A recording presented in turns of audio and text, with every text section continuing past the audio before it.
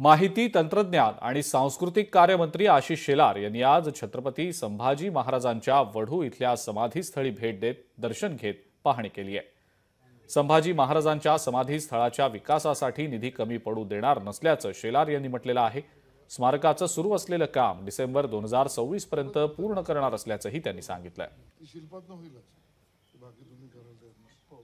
आमच्या छत्रपती संभाजी महाराजांच्या पराक्रमाची गाथा आणि पराक्रम पुढच्या पिढीपर्यंत, पुढच्या कित्येक पिढीपर्यंत तो पोहोचला पाहिजे यासाठी उभारणाऱ्या या सर्व बांधकाम आणि सुशोभीकरणाचा माहिती घेणं आवश्यक होतं, ते मी घेतलं।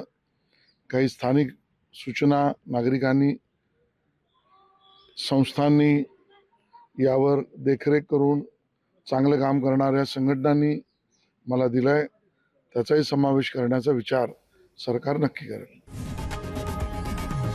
लोकशाही मराठी ऐका, पहा, जागरूक रहा।